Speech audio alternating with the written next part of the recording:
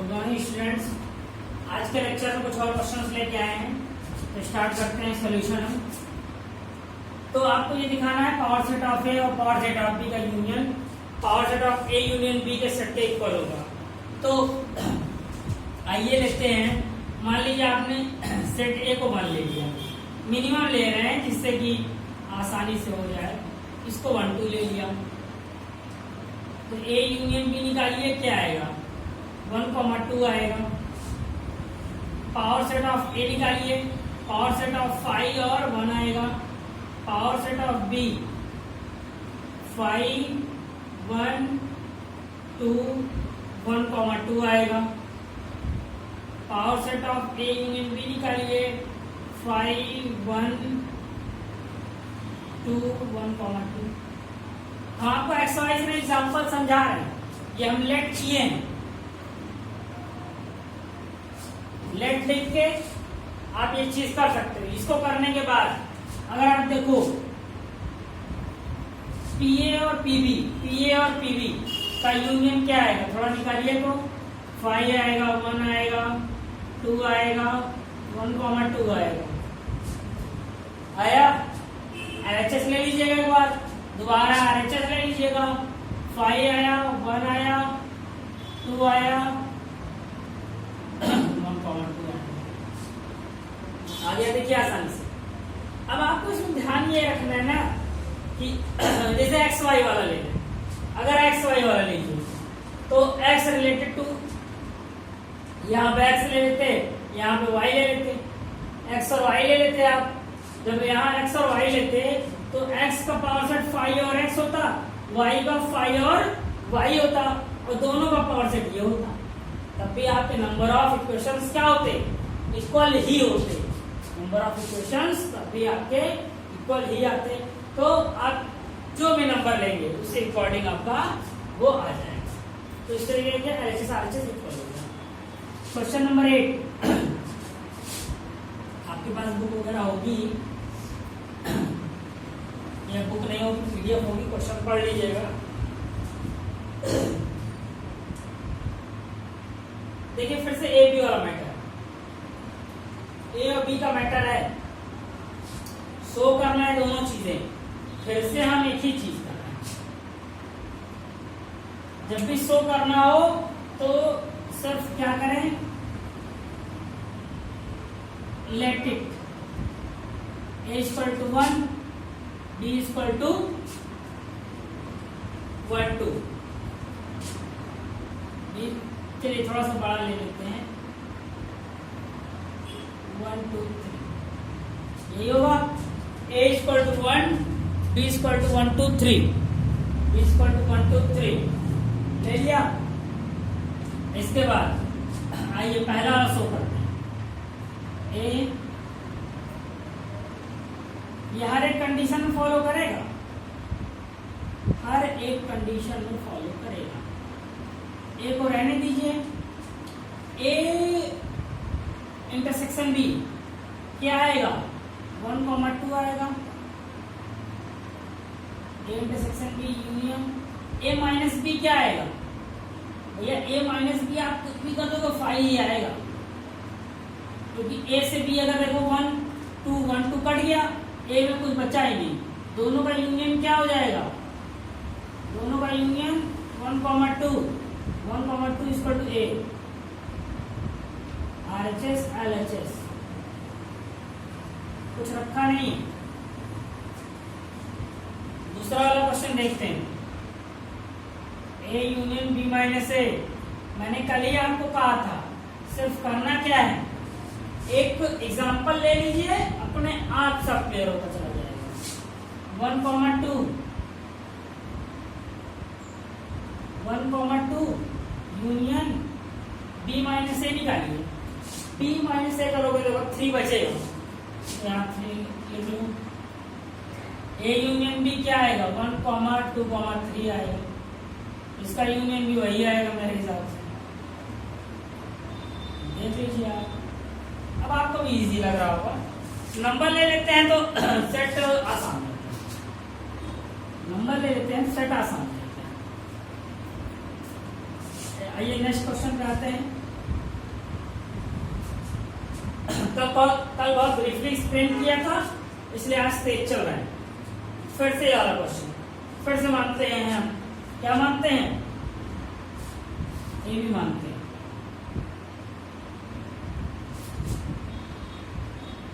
ए को चलिए 0,1 मान लिया, बी को 0,23 मान लिया,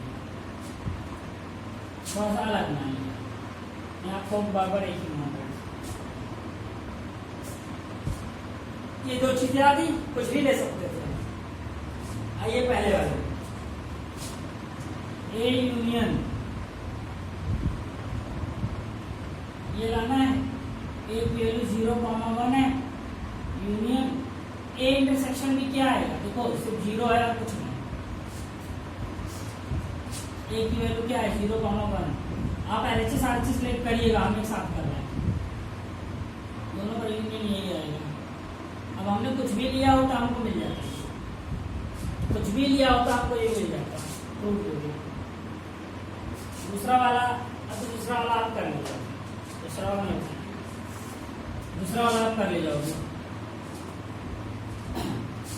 इसको यही रहने देते हैं, ए बी। क्वेश्चन नंबर 10 में भी काम आएगा। Question number 10 A B C भी है। चलिए एक और मान लेते हैं, 0,54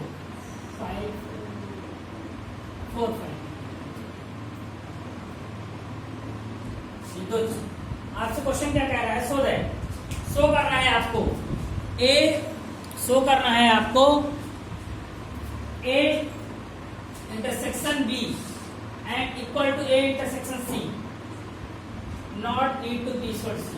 मतलब दोनों का इंटरसेक्शन तो इक्वल हो, लेकिन आपको बी और सी इक्वल ना हो, दोनों का इंटरसेक्शन इक्वल, बी और सी इक्वल ना हो। तो आइए चलिए करते हैं, A intersection B, B intersection A intersection C. A और बी के बीच में कॉमन क्या है, 0 है। ए और सी के बीच में भी कॉमन 0 है, इक्वल हो गया, देखो इक्वल है। But B is not equal to C, B और सी इक्वल है क्या, इसी एग्जांपल से क्लियर हो गया। इसके अलावा आप चाहे ढेर सारे एग्जांपल देख कर सकते हो, आप ढेर सारे एग्जांपल लेके कर सकते हो, कोई दिक्कत वाली बात तो नहीं। आइए क्वेश्चन नंबर 11 तक आज इसलिए लिया हूं क्योंकि जो क्वेश्चन नंबर 12 है वो हम लेक्चर नंबर 10 में बता चुके हैं। जिन लोगों ने देखा हो देख लीजिए।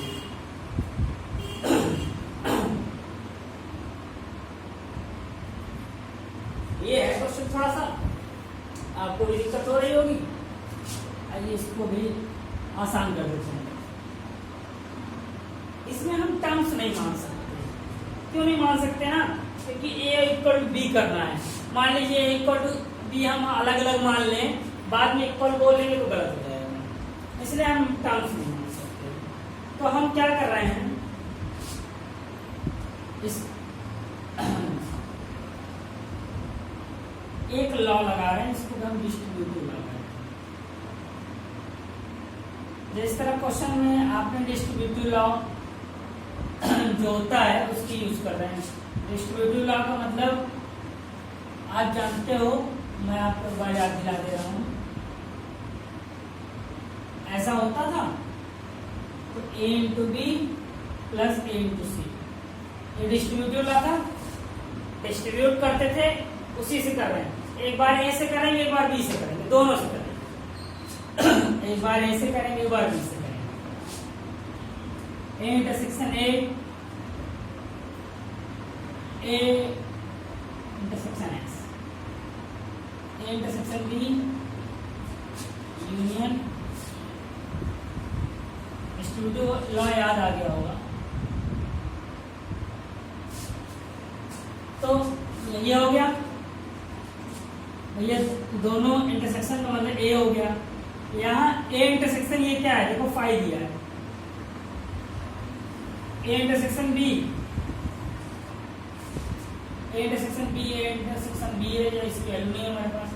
और ए इंटरसेक्शन एस का दिया है, फाई दिया है। देखिए ना 5 दिया है, आइए 5 दोनों का जवाब निकाल लो तो 5 हो जाएगा।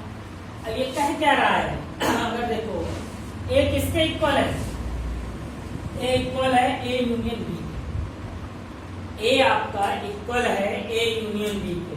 थोड़ा सा यहाँ थॉट करने की जरूरत है, इसका मतलब क्या है, लास्ट क्वेश्चन है, थोड़ा सोचिए क्या कर सकते हैं हम, कोशिश कीजिए। देखिए अगर आप यहाँ पे अगर समझते हैं तो हम थोड़ा सा नंबर्स ले लें तो यहाँ से वो क्लियर हो जाएगा। 1,2 ले लें और 1,2,3 अगर ये हम ले लें तो यहाँ देखो ए अगर 1,2 हो और ये क्या हो, ये इक्वल है, तो जाहिर सी बात है इसका जो इंटरसेक्शन आएगा वो 1,2 आएगा। तो ये ए अभी है,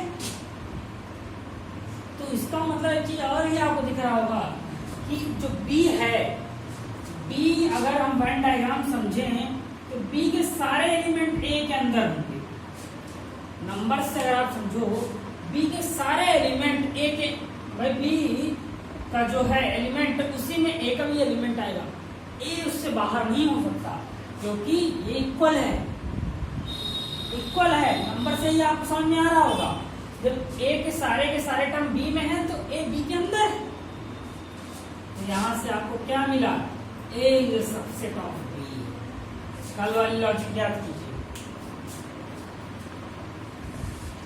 ए is a subset of B. हमने ए और बी को सबसेट बता दिया। सिमिलरली यही काम बी के लिए आइए कर लेंगे, भैया सेम यही काम करेंगे।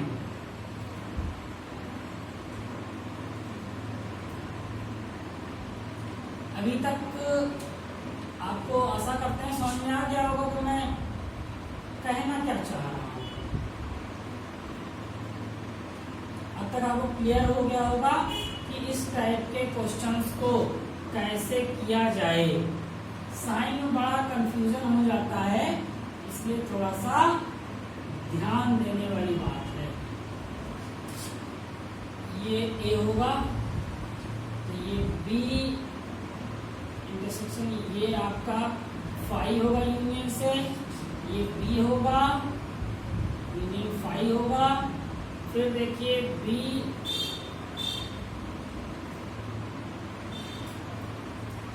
सेम कंडीशन जो यहां थी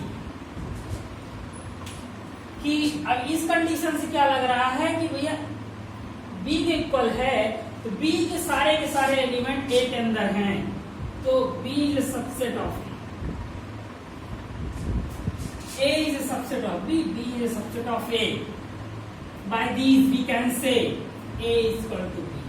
मैंने कल आपको बताया था कि अगर कोई भी चीज एक दूसरे के सबसेट हो जाएगी तो आपका हो जाएगा। आशा करते हैं आज का लेक्चर समझ में आया होगा। इसी के साथ सेट का थोड़ा सा आई थिंक सो खत्म हो जाएगा। मिसलेनियस क्वेश्चंस में ये के बाद के जितने भी क्वेश्चन मैंने आपको बताए हुए हैं। So guys, thank you for doing.